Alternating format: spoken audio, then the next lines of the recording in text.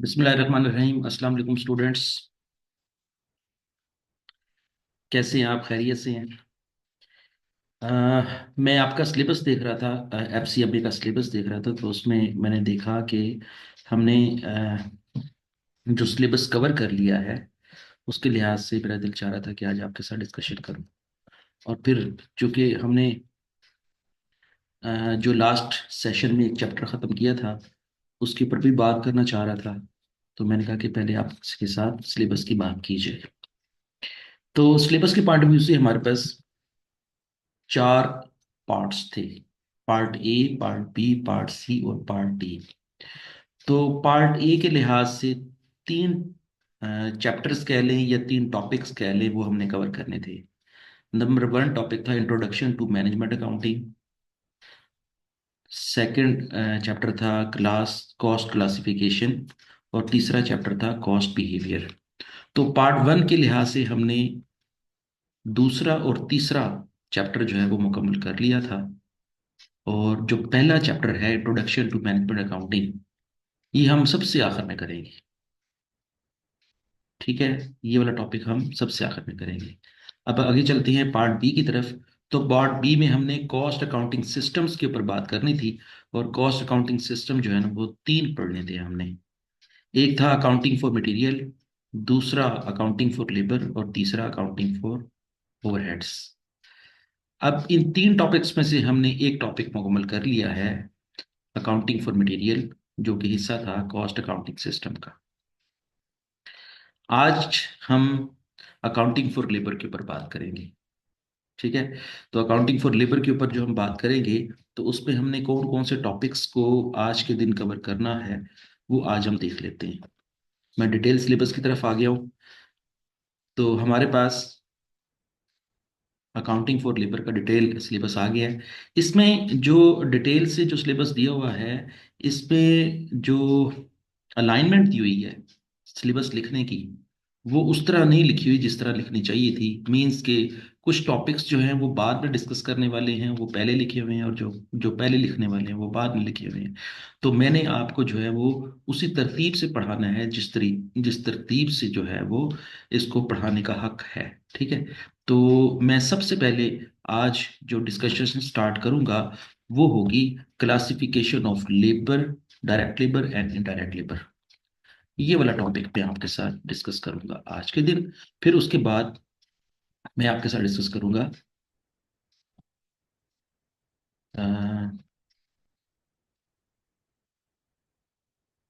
Treatment of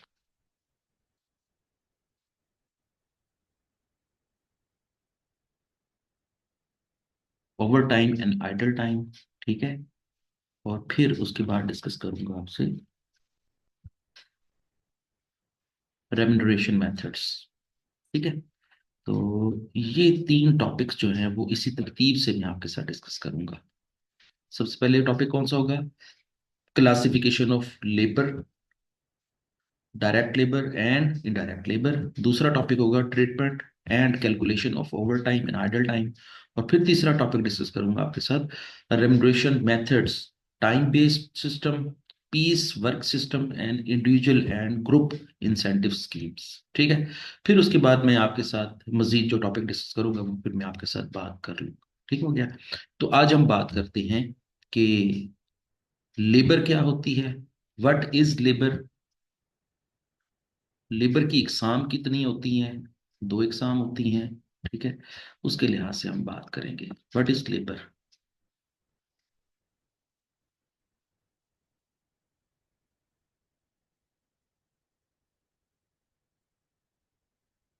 ये जो लफ्ज लेबर है इसको डिस्कस करना जरूरी है।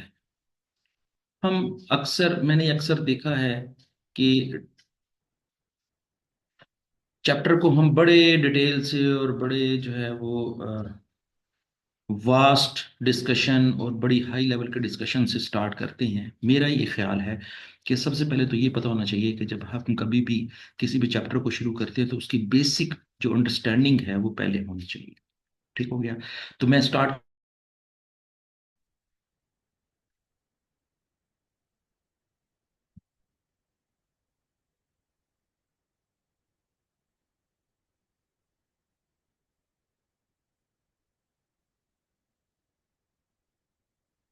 तो हमारी डिस्कशन कहाँ से स्टार्ट होगी? What is labour? लेबर क्या होती है? मैं पहले इस लफ्ज को जो है ना बड़े जनरल से मीनिंग में डिस्कस करूंगा और फिर उसके बाद अपना एफसीएमई के सिलेबस के लिहाज से इसके ऊपर बात करूंगा। लेबर का मतलब होता है एफर्ट्स।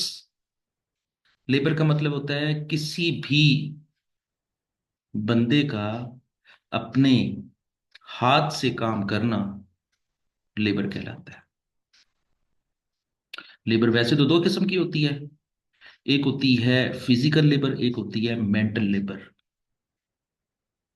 जब कभी भी हम सिर्फ लेबर की बात करते हैं तो लेबर का मतलब होता है फिजिकल वर्क या फिजिकल एफर्ट्स। कोई भी इंसान जब कोई भी काम हाथ से करता है तो वो अपनी एफर्ट्स पुट ऑन कर रहा होता है, वो अपनी एफर्ट्स दे रहा होता है किसी भी काम करने के लिहाज से। तो जब कभी भी एफर्ट्स फिजिकली पुट ऑन की जाती हैं तो ऐसी एफर्ट्स को हम लेबर कहते हैं। आम लफ्जों में हम इसको मजदूरी भी कहते हैं। तो मजदूरी का मतलब या लेबर का मतलब एक ही होता है। अब जब कोई भी मजदूर कोई काम करता है तो हम ये कहते हैं कि वो लेबर कर रहा है। हम क्या कहते हैं? लेबर कर रहा है। अब लेबर की भी फर्दर दो इकसाम होती हैं। लेबर की फर्दर दो इकसाम होती हैं। अब हम ये जो लेबर की बात हमने की है, एक होती है फिजिकल लेबर और एक होती है मेंटल लेबर। ये तो है जनरल टर्म्स में हमने उसको डिफाइन कर दिया कि लेबर क्या होती है और लेबर की इकसाम क्या होती है। अब मैं आपसे बात करूंगा कि मैनेजमेंट अकाउंटिंग में लेबर से क्या मुराद है। मैनेजमेंट अकाउंटिंग से में लेबर से मुराद ये है कि किसी भी मजदूर का काम करना, किसी फैक्ट्री के लिए काम करना, किसी मिल के लिए काम करना, या किसी भी कमर्शियल एक्टिविटी के लिहाज से किसी को काम करके देना लेबर कहलाता है। अब वो जो मजदूर है जो काम करके दे रहा है किसी फैक्ट्री को, किसी मिल को, किसी कमर्शियल बिजनेस को जब एक्टिविटी करके दे रहा होता है तो उसकी भी दो इकसाम होती हैं। एक होती है डायरेक्ट लेबर, एक होती है इनडायरेक्ट लेबर। डायरेक्ट लेबर से क्या मुराद होता है? डायरेक्ट लेबर से मुराद ये होता है कि ऐसा काम करना जिस मकसद के लिए वो फैक्ट्री बनाई गई थी, जिस मकसद के लिए फैक्ट्री बनाई गई थी, ऐसे मजदूर के काम करने को हम डायरेक्ट लेबर कहते हैं। मसलन मैं मिसाल देता हूं कि अगर एक गारमेंट फैक्ट्री है तो गारमेंट फैक्ट्री में क्या होगा? या शर्ट्स बन रही होंगी या ट्राउजर्स बन रहे होंगे या कोई भी किसी किस्म का कपड़े के जरिए कोई ना कोई चीज जो है ना वो वेयर करने के लिए बन रही होगी। तो गारमेंट्स बन रही हैं। गारमेंट्स बनाने के लिए जो हमने मजदूर हायर किए हैं उन मजदूरों को हम क्या कहेंगे? डायरेक्ट लेबर कहेंगे। मसलन मैं उसकी मिसाल देता हूँ। गारमेंट्स में एक शर्ट बनानी है हमने। शर्ट बनाने के लिए शर्ट का पहले कपड़ा खरीदा जाएगा, कपड़े को काटा जाएगा, काटने के बाद उसको स्टिच किया जाएगा, स्टिच करने के बाद उसको पैक किया जाएगा। ठीक है। और पैक करने के बाद इसको होलसेलर को या जो बाहर दुकानदार है उसको बेच दिया जाएगा और इस तरह ये एक्टिविटी परफॉर्म हो जाएगी। तो अब देखें कि मजदूर ने तीन काम किए हैं। पहले मजदूर ने कौन सा काम किया? कपड़े को काटा। ये उसने गारमेंट्स के लिए काम किया है। गारमेंट्स को, किसी चीज को पहनने के लिए उसने अपनी मजदूरी की है। फैक्ट्री भी गारमेंट्स की है और गारमेंट्स के लिए काम कर रहा है। गारमेंट्स बनाने के लिए काम कर रहा है। गारमेंट्स बनाने के लिए एफर्ट्स कर रहा है। गारमेंट्स बनाने के लिए मजदूरी कर रहा है। अब इसकी मजदूरी को हम क्या कहेंगे? Direct labour. दूसरे बंदे ने इसकी स्टिचिंग की है, उसने भी गारमेंट्स बनाने के लिए स्टिचिंग की, तो उसने डायरेक्टली तौर पर जो है वो गारमेंट्स का काम किया है। और तीसरे मजदूर ने उसको सिलने के बाद पैक कर दी है। जब पैक कर दिया तो अब वो बिकने के काबिल हो गया। अब जब बिकने के काबिल हो गया तो इसको उठा के या तो किसी होलसेलर को बेच दिया या तो फिर किसी दुकानदार को बेच दिया और बेचने के बाद प्रॉफिट कमा लिया। तो एक ऐसी फैक्ट्री जो बना भी गारमेंट्स रही है और मजदूर भी गारमेंट्स का ही काम कर रहा है, तो ऐसे मजदूर को हम क्या कहेंगे? Direct labour. एक फैक्ट्री है, वो लेदर फैक्ट्री है, लेदर बन रहा है, लेदर बनाने के लिए मजदूर रखा है। तो इसका मतलब ये कि वो जो मजदूर है वो डायरेक्टली तौर पर लेबर के ऊपर, डायरेक्ट तौर पर जो है ना वो लेदर के ऊपर काम कर रहा है। तो लेदर के ऊपर काम कर रहा है, लेदर की फैक्ट्री है, तो लेदर की फैक्ट्री के ऊपर लेदर का ही काम कर रहा है, तो उसको हम क्या कहेंगे? डायरेक्ट लेबर कहेंगे। मेरी बात मेरे ख्याल से समझ आ गई होगी। एक बंदा है, वो बेकरी का सामान बना रहा है, बिस्किट बना रहा है, केक बना रहा है, ठीक है, या डबल रोटी बना रहा है, या कुछ ऐसी चीजें बना रहा है कि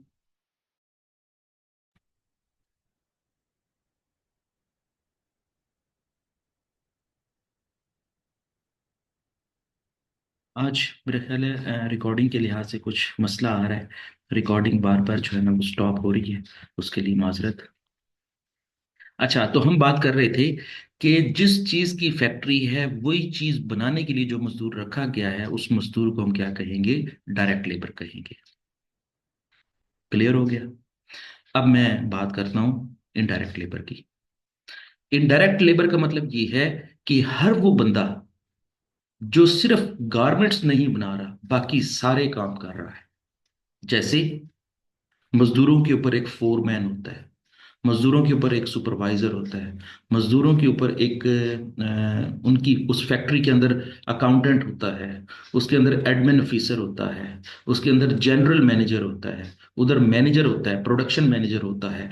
हर वो बंदा जो खुद तो काम नहीं कर रहा लेकिन दूसरों से काम ले रहा है, जो दूसरों से काम ले रहा है वो भी लेबर कर रहा है। वो जो लेबर कर रहा है उसकी लेबर को हम डायरेक्ट लेबर नहीं कहेंगे, क्योंकि उसने डायरेक्टली तौर पर जो है गारमेंट्स नहीं बना रहा। वो क्या कर रहा है? गारमेंट्स तो नहीं बना रहा लेकिन गारमेंट फैक्ट्री के अंदर कोई दूसरे काम कर रहा है। दूसरे काम करने के लिए जो भी कोई मजदूर रखा जाता है, या दो कोई भी मुलाजिम रखा जाता है, उस मुलाजिम को हम क्या कहते हैं? Indirect labour. उसको क्या कहते हैं? Indirect labour. तो इसका मतलब ये हुआ कि फैक्ट्री के अंदर दो किस्म के मजदूर काम कर रहे होते हैं, दो किस्म के मुलाजमीन काम कर रहे होते हैं। एक होते हैं डायरेक्ट लेबर, दूसरे होते हैं इनडायरेक्ट लेबर। डायरेक्ट लेबर की डेफिनेशन ये है कि वो बंदा जो डायरेक्टली तौर पर प्रोडक्शन के ऊपर काम कर रहा है, प्रोडक्शन के ऊपर काम करने वाले को हम डायरेक्ट लेबर कहते हैं। और वो बंदा जो प्रोडक्शन के ऊपर तो काम नहीं कर रहा लेकिन प्रोडक्शन वालों को असिस्ट कर रहा है, प्रोडक्शन वालों को सपोर्ट कर रहा है, प्रोडक्शन वालों के काम को सपोर्ट कर रहा है, तो ऐसे सपोर्ट करने वाले लोगों को हम क्या कहते हैं? Indirect labour. अब हम सॉरी, अब हम बात करते हैं कि जी डायरेक्ट लेबर को जो पैसे अदा किए जाते हैं उजरत की सूरत में, उसकी उजरत को हम कहते हैं डायरेक्ट लेबर कॉस्ट। और जो इनडायरेक्ट लेबर काम कर रही होती है उसको जो उजरत दी जाती है, उसको जो तनख्वाह दी जाती है, उसकी तनख्वाह को हम नाम देते हैं इनडायरेक्ट लेबर कॉस्ट। तो इसका मतलब ये हुआ कि दो किस्म की लेबर है, दो किस्म की ही कॉस्ट है, ठीक है। जब कभी भी फैक्ट्री उनको तनख्वाह दे रही होती है, जब कभी भी उजरत दे रही होती है, तो डायरेक्ट लेबर को जो तनख्वाह अदा करेगी उसकी तनख्वाह को हम क्या कहेंगे? Direct labour cost. और जो हम तनख्वाह दे रहे हैं, उजरत दे रहे हैं, वेजेस दे रहे हैं इनडायरेक्ट लेबर को, तो उसकी उजरत को हम क्या कहेंगे? Indirect labour cost. अब इंटरेस्टिंग बात यह है कि दोनों की कॉस्टें अलग अलग कैलकुलेट होंगी। दोनों की कॉस्ट को अलग अलग कैलकुलेट करने का एक फायदा भी है। हम कॉस्ट अकाउंटिंग के अंदर एक लफ्ज यूज करते हैं, प्राइम कॉस्ट। प्राइम कॉस्ट का ये मतलब होता है कि बुनियादी कॉस्ट। और प्राइम कॉस्ट का फार्मूला क्या होता है? प्राइम कॉस्ट के अंदर तीन चीजें शामिल होती हैं। मैं इसको थोड़ा सा शॉर्ट करके लिखूंगा ताकि आपको इसकी समझ आ जाए। एक लफ्ज होता है प्राइम कॉस्ट, पीसी में लिख रहा हूं, ठीक है। प्राइम कॉस्ट में क्या क्या चीजें शामिल होती हैं? एक होती है direct material cost, direct material cost. दूसरी होती है डायरेक्ट लेबर कॉस्ट।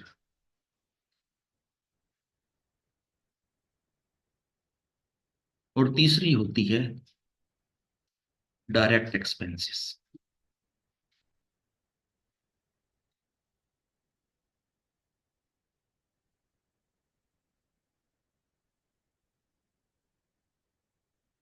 इन तीनों कॉस्टों को अगर हम जमा कर दें तो उसका नाम क्या बन जाएगा? Prime cost.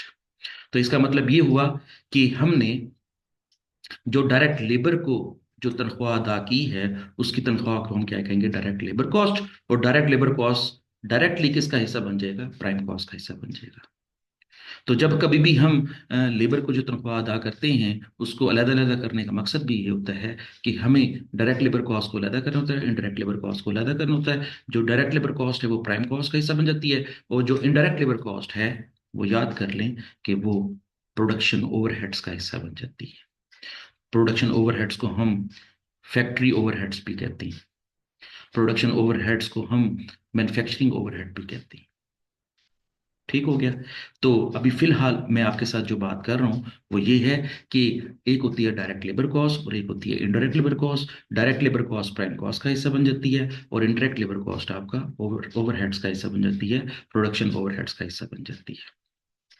अब हम थोड़ा सा किताब को भी कंसल्ट करते हैं। मेरे ख्याल में आपको ये बात, बेसिक बात समझ आ गई होगी। अब हम किताब को कंसल्ट करेंगे तो आपको ये सारी बातें जो है ना समझ आ जाएंगी।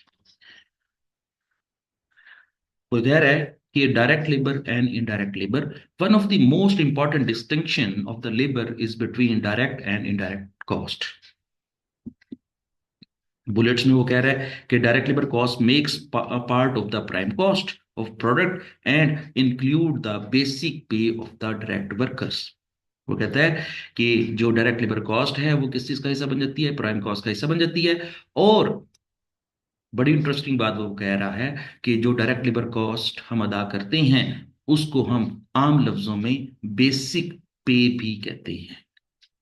अब ये बात याद रख लें कि बेसिक पे का क्या मतलब है। डायरेक्ट लेबर को जो हम उनकी तनख्वाह अदा करते हैं उसकी तनख्वाह को हम बेसिक पे कहते हैं। और बेसिक पे का कॉन्सेप्ट ये है कि एक ऐसा मजदूर जिसको सिर्फ और सिर्फ उसके काम के बदले में जो तनख्वाह दी जाती है उसको बेसिक पे कहते हैं।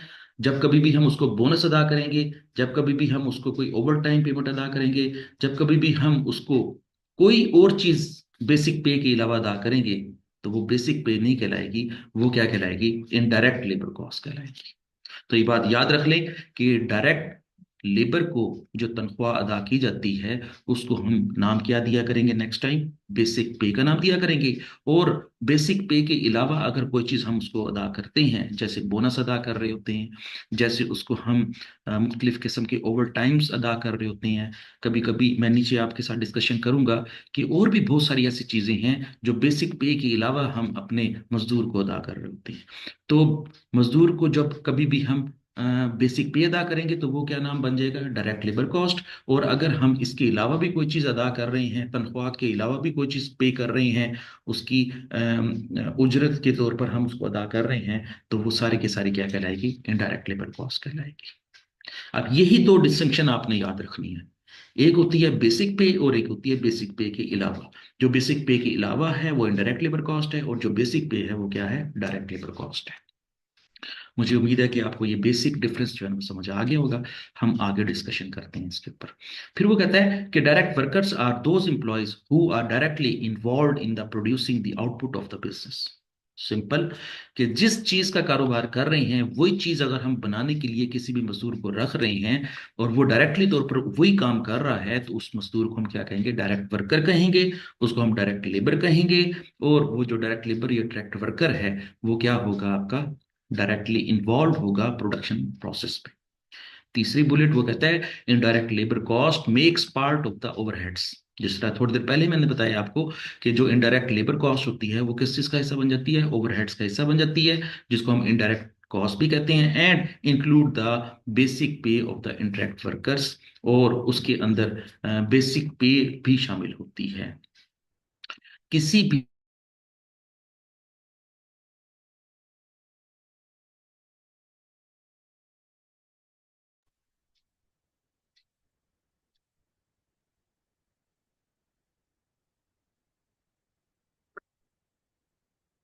आज मेरा ख्याल है रिकॉर्डिंग प्रोसेस में जो है ना वो कुछ प्रॉब्लम आ रहा है, तो मुझे ऐसे लग रहा है कि हम ज़्यादा डिस्कशन नहीं कर पाएंगे। तो मैं अपने टॉपिक को जो है ना वो आज महदूद रखते हुए टॉपिक को जो है ना वो छोटा सा करके रिकॉर्ड कर लूँगा, ताकि बाद में कल या नेक्स्ट सेशन के अंदर हम इसको ज़्यादा डिस्कस कर लेंगे। तो इंटरप्शन के लिए माजरत। अ, चलें। अच्छा, वो कह रहा है नेक्स्ट बुलेट में वो कह रहा है कि इनडायरेक्ट वर्कर्स कौन होते हैं? Indirect workers are those employees who are not directly involved in producing the output of the business। वो लोग जो प्रोडक्शन में तो इन्वॉल्व नहीं होते लेकिन कोई और काम कर रहे होते हैं, तो ऐसे वर्कर को हम क्या कहते हैं? इनडायरेक्ट वर्कर्स कहते हैं। मजीद वो कह रहा है, एग्जाम्पल दे रहा है, for example maintenance staff, factory supervisor, canteen staff. तो इसका मतलब क्या हुआ? मैंने आपसे डिस्कशन की थी पहले भी कि जो सुपरवाइजर होते हैं वो काम खुद नहीं करते लेकिन किसी से काम ले रहे होते हैं, मजदूरों से काम ले रहे होते हैं।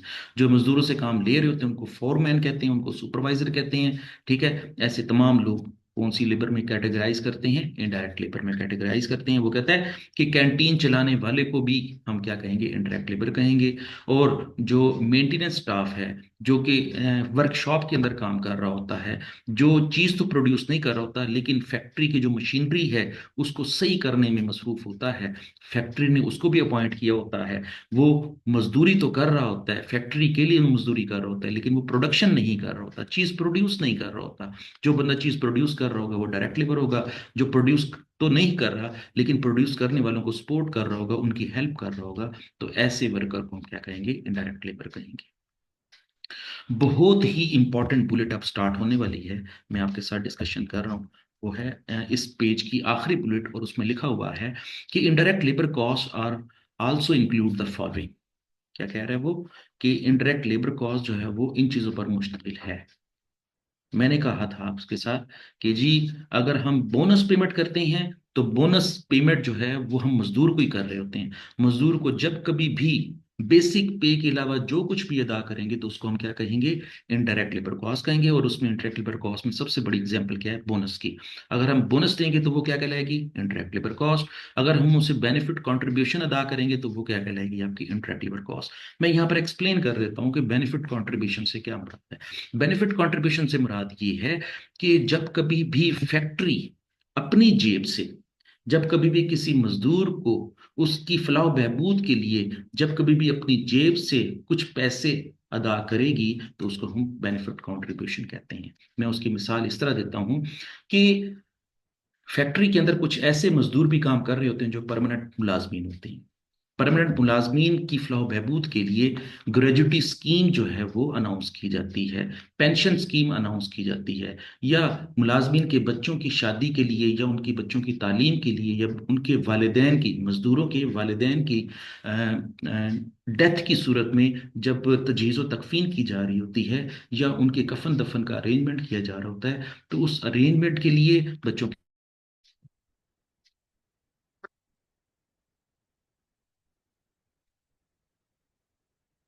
बच्चों की शादी के लिए जो कोई भी पैसे फैक्ट्री या मिल अपनी जेब से अदा कर रही होती है, तो उस अदा करने की प्रोसेस को हम क्या कहते हैं? Benefit contribution. तो इस बेनिफिट कंट्रीब्यूशन को जब कभी भी अदा करेगी तो फिर ये भी मुलाजमीन को ही अदा करेगी, मुलाजमीन की तनख्वाहों में शामिल करके अदा करेगी। तो फिर ऐसी अमाउंट को हम क्या कहेंगे? Benefit contribution. और ऐसी अमाउंट को हम अगर कैटेगराइज करेंगे कि कौन सी कॉस्ट है, डायरेक्ट लेबर कॉस्ट है या इनडायरेक्ट लेबर कॉस्ट है, तो हम किसको क्या कहेंगे? इनडायरेक्ट लेबर कॉस्ट है। अभी भी मेरा कॉन्सेप्ट वही चल रहा है कि बेसिक पे के अलावा जो कुछ भी अदा किया जाएगा सारे के सारे इनडायरेक्ट लेबर कॉस्ट कहलाएगी। तीसरी बात, आइडल टाइम। आइडल टाइम की कॉन्सेप्ट मैं आपके सामने रखता हूँ। आइडल टाइम का मतलब ये होता है कि कभी कभी ऐसे होता है कि फैक्ट्री के अंदर बिजली चली जाती है, या फैक्ट्री के अंदर बिजली जाने की वजह से फैक्ट्री रुक जाती है, काम रुक जाता है। मजदूर तो आए होते हैं काम करने के लिए, मजदूर तो सुबह, फॉर एग्जांपल अगर फैक्ट्री 8 बजे खुलती है तो 8 बजे आ चुके होते हैं। और फॉर एग्जांपल अगर जो है ना फैक्ट्री की जो है ना वो बिजली चली जाती है 10 बजे और बिजली आती है 11 बजे, 1 घंटा जो मजदूर जो है ना उन्होंने काम नहीं किया। अब वो मजदूरों की जो काम ना करने की वजह है वो उनकी अपनी वजह नहीं है, वो फैक्ट्री की वजह से वो काम नहीं कर सके, क्योंकि फैक्ट्री जो है वो बिजली की वजह से चलती है और बिजली ना होने की वजह से उनको फारिग बैठना पड़ गया है, उनको बगैर किसी काम के बैठना पड़ गया है। अब फैक्ट्री की वजह से, वापडा की वजह से ये बिजली बंद हुई है, उनकी वजह से तो बंद नहीं हुई, तो फिर क्या होगा कि मजदूरों को उनकी तनख्वाह दी जाएगी। चाहे वो फारिग बैठ कर चले जाएं सारा दिन, चाहे फारिग बैठने की वजह कोई और भी हो सकती है। जैसे कभी कभी ऐसे होता है कि फैक्ट्री के अंदर जो है ना मशीन खराब हो जाती है, जिस मशीन पे उन्होंने काम करना होता है, मशीन के ऊपर काम ना करने की वजह ये होती है कि मशीन खराब हो चुकी होती है। अब वो मजदूर जो है ना इंतजार कर रहे होते हैं कि अभी ठीक होगी आती है मशीनरी, अभी जो है ना वो मेंटेनेंस स्टाफ उसको सही करके देता है, लेकिन वो सही नहीं हो पाती, लेकिन वो बैठ बैठ के चले जाते हैं। तो बैठ बैठ के जब फारिग बैठ बैठ कर चले जाएंगे तो उनको तनख्वाह फिर भी दी जाएगी। तो तनख्वाह फिर भी दी जाएगी, तो वो कौन सी कॉस्ट कहलाएगी? इनडायरेक्ट लेबर कॉस्ट कहलाएगी। और उस इनडायरेक्ट लेबर कॉस्ट का नाम क्या रखेंगे? आइडल टाइम, बेकार।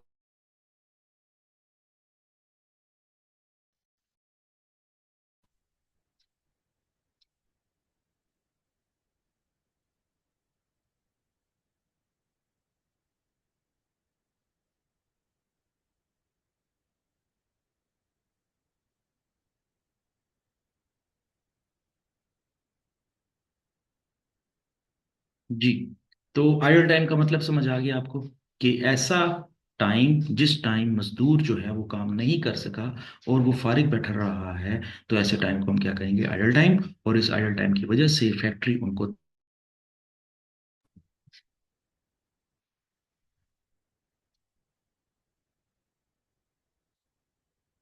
उसके बाद है सिक पे। सिक पे का मतलब ये होता है कि मजदूर अगर काम करने के दौरान अगर बीमार हो जाते हैं, तो मजदूरों मजदूरों को उनको बीमारी की वजह से भी अगर उनकी अ, कोई इलाज मुआवजे के लिए कोई पैसे अदा कर दिए जाते हैं, तो उसको हम सिक पे कहते हैं। और सिक पे जो होती है वो भी इनडायरेक्ट लेबर कॉस्ट होती है। और आखिर में क्या हुआ कि time spend by the direct workers doing indirect jobs, for example cleaning और रिपेयरिंग मशीन्स।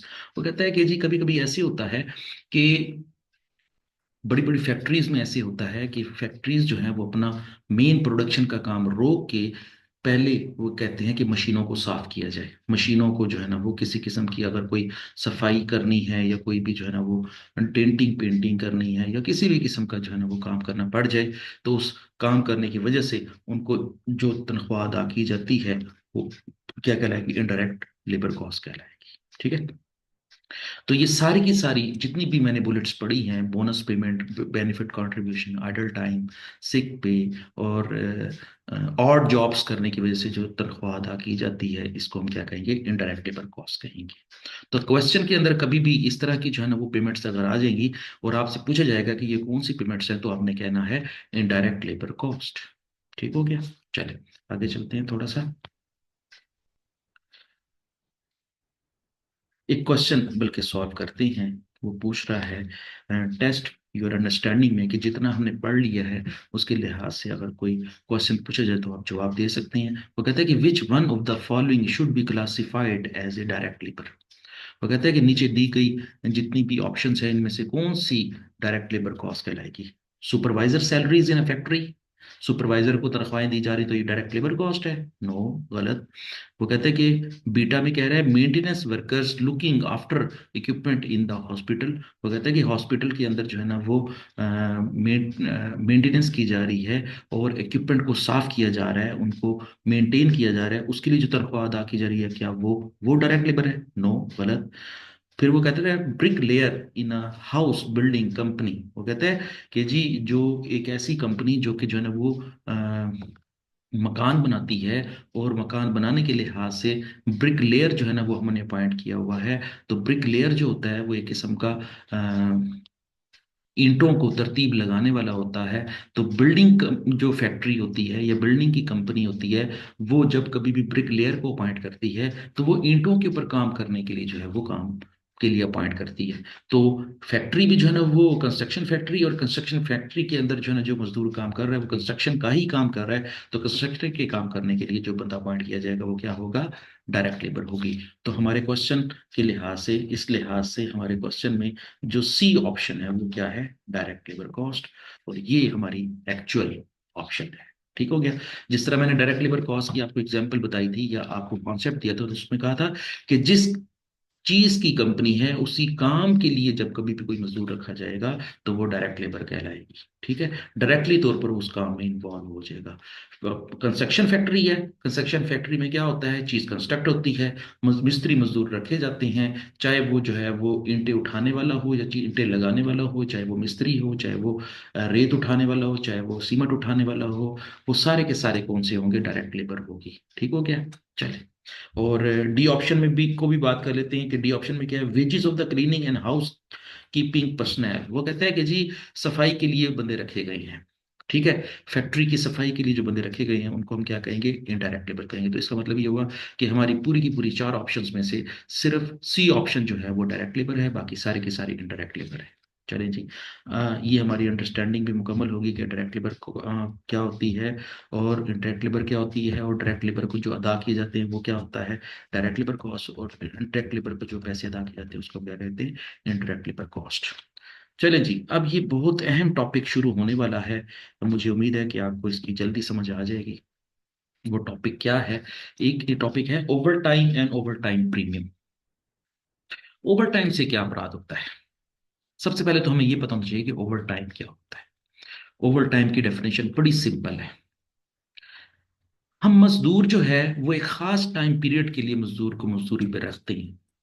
आमतौर पर पूरी दुनिया में एक मजदूर से एक दिन के अंदर कितने घंटे काम लिया जाता है, 8 घंटे काम लिया जाता है।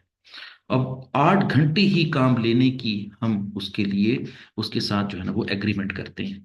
फॉर एग्जाम्पल, अगर मैं कहूँ आपको कि मुझे मकान बनाना है, मकान बनाने के लिए मुझे जो है ना वो मिस्त्री और मजदूरों की ज़रूरत है, तो जब मैं मिस्त्री और मजदूरों को जब मैं अपॉइंट करूंगा या उनको काम पे रखूंगा, तो उनको भी पता है, मुझे भी पता है कि वो एक दिन में कितने घंटे काम करेंगे, 8 घंटे काम। लेकिन 8 घंटे से ज्यादा अगर हमने उनको कहा कि यार 8 घंटे से ज्यादा काम कर दो, तो हम जब उससे 8 घंटे से ज्यादा काम लेंगे तो मसलन उससे हमने 9 घंटे काम ले लिया है या 10 घंटे काम ले लिया है, तो हमने उनसे कितना फालतू काम लिया। अगर 9 घंटे काम लिया है तो 1 घंटा फालतू काम लिया, और अगर 10 घंटे काम करवाया तो उन्होंने उनसे 2 घंटे फालतू काम लिया। ये जो 9 घंटों की सूरत में 1 घंटा और 10 घंटों की सूरत में 2 घंटे फालतू काम करवाया है, इस फालतू काम करवाने के लिहाज से जितना टाइम उन्होंने हमें दिया है उसको हम क्या कहेंगे, ओवर टाइम कहेंगे। और जब कभी भी वो मजदूर हमसे मजदूरी क्लेम करेंगे या मजदूरी मांगेंगे, तो वो 8 घंटे की अलहदा मांगेंगे और ओवर टाइम की अलहदा मांगेंगे। वो जो ओवर टाइम की अलहदा मांगेंगे उसको हम कहते हैं ओवर टाइम पेमेंट। उसको क्या कहेंगे हम, ओवर टाइम पेमेंट। लेकिन साथ ही एक लफ्ज लिखा हुआ है over time premium. Over time premium क्या होता है इसके ऊपर बात करते हैं। देखिए, जब कभी भी ये पूरी दुनिया में असूल है कि जितने घंटे फालतू काम ले लिया जाता है, उतने घंटे फालतू काम लेने के ऊपर हम मजदूरों।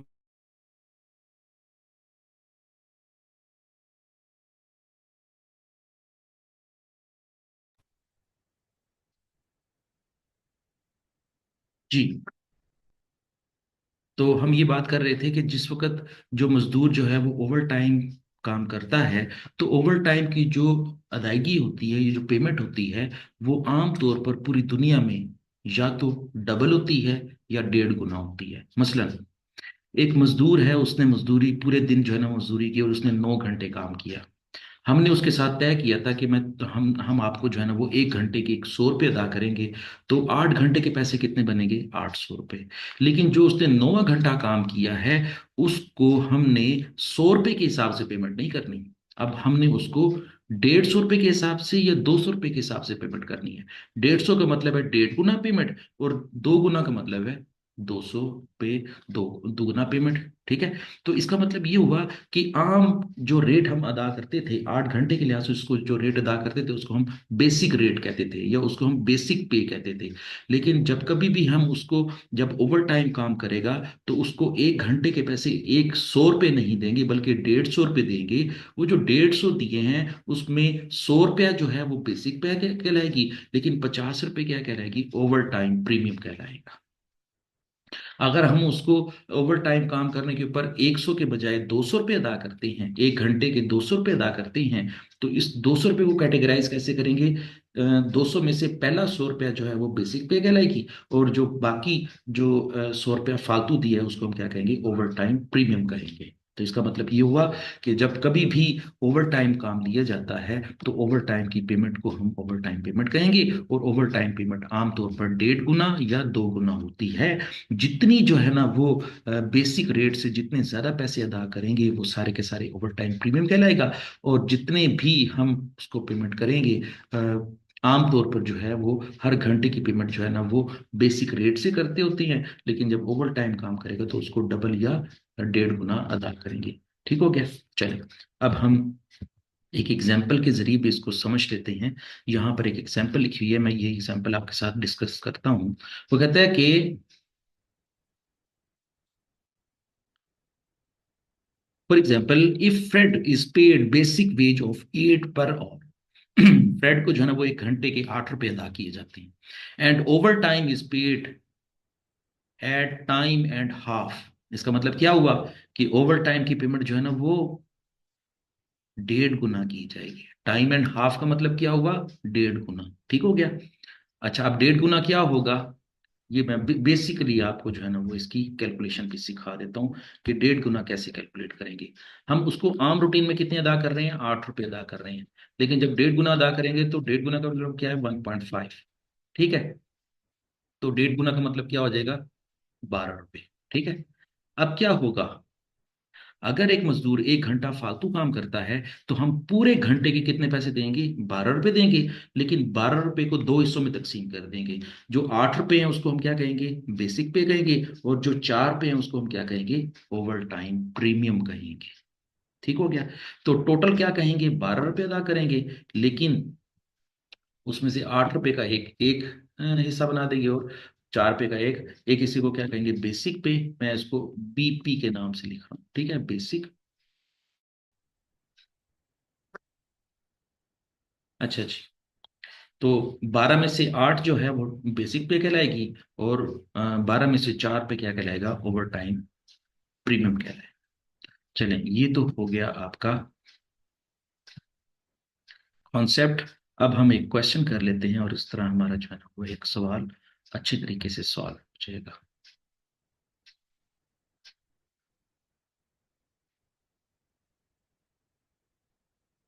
चलें जी, इलिस्ट्रेशन 1 को सॉल्व करते हैं।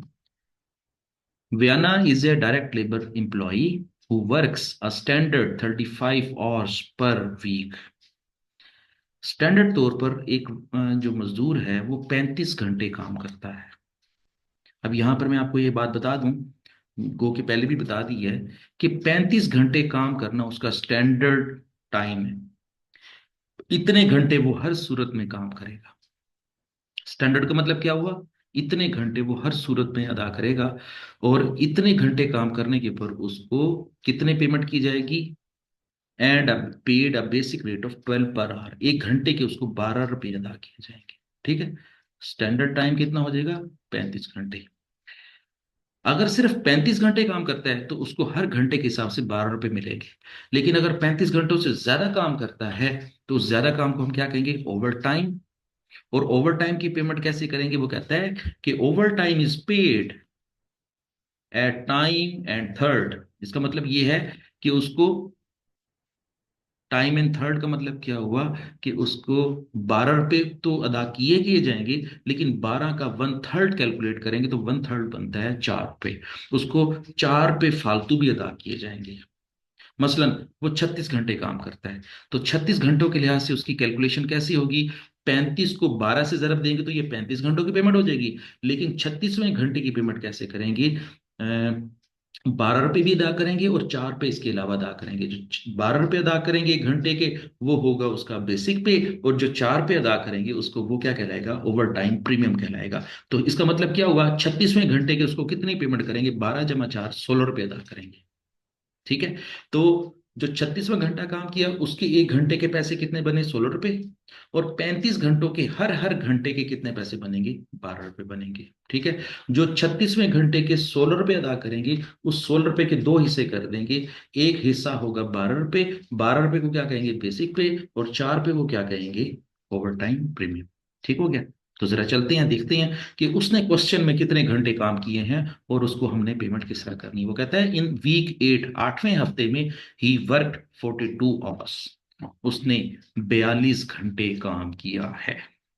तो सबसे पहले तो ये बताएं कि इस सवाल के अंदर उसने कितने घंटे फालतू काम किया है। तो हम क्या करेंगे, एक्चुअल टाइम फार्मूला बना लेंगे एक। ठीक है, ओवर टाइम, ओवर टाइम की कैलकुलेशन कर रहे हैं हम। ठीक है, तो उसमें क्या होगा, actual time, actual time minus, minus standard time. Actual time कितना काम किया है, 42 घंटे। और स्टैंडर्ड टाइम कितना है, 35 घंटे। तो उसने कितने घंटे ज्यादा काम किया है, 7 घंटे उसने फालतू काम किया है। 7 घंटे फालतू काम करने को वो क्या कहेंगे, ओवर टाइम कहेंगे। ठीक है, अब देखते हैं कि इस 42 घंटे काम करने के बाद उसको कितनी तनख्वाहें या कितनी वेजेस या कितनी जो है ना वो हम पेमेंट करेंगे। तो वो उसने सवाल हल करने के लिहाज से आपको टैब बना दी है। आपने इसी टैब के अंदर इसके सवाल का जवाब देना है। तो पहले, सबसे पहले तो ये देखें, वो कहता है कि बेसिक पे फॉर द स्टैंडर्ड ऑर्स। वो कहता है कि स्टैंडर्ड ऑर्स के लिहाज से बेसिक पे कितनी अदा की जाएगी। तो मैं यहां पर थोड़ी सी वर्किंग कर देता हूं। इसके लिहाज से जो वर्किंग होगी, स्टैंडर्ड टाइम कहा है उसने, तो स्टैंडर्ड टाइम कितना हो गया, 35 घंटे। तो 35 घंटों को 12 से जरब दे देंगे तो ये कितना हो जाएगा। यहाँ पे मैं आपके साथ थोड़ा सा कैलकुलेटर भी यूज कर लेता हूँ, आप भी यूज करें।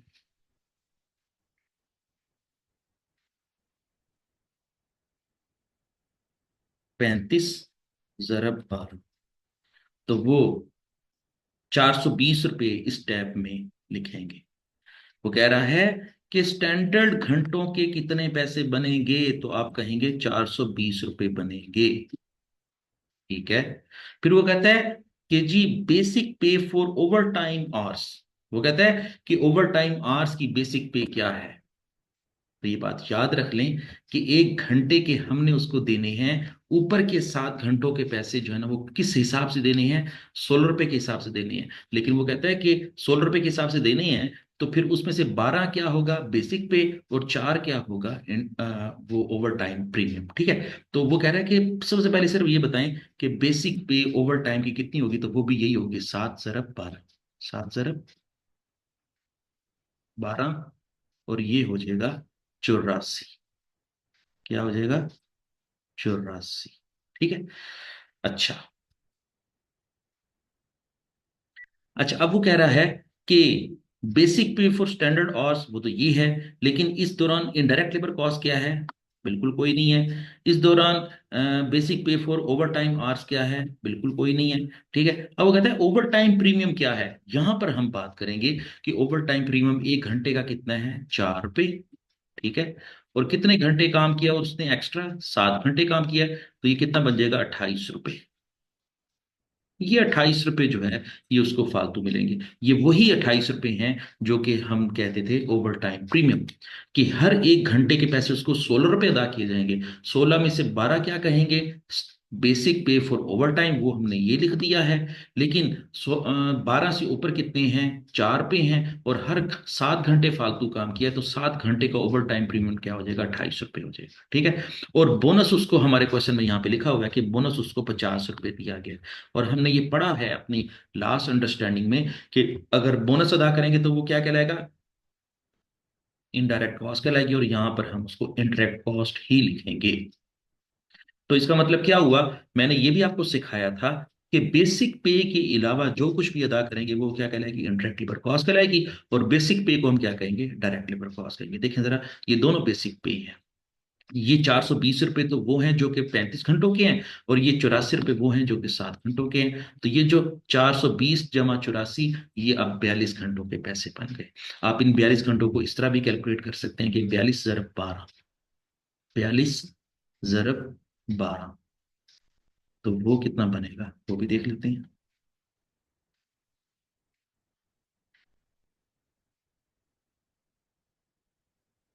42 × 12, ये कितने बन गए, 504 पे।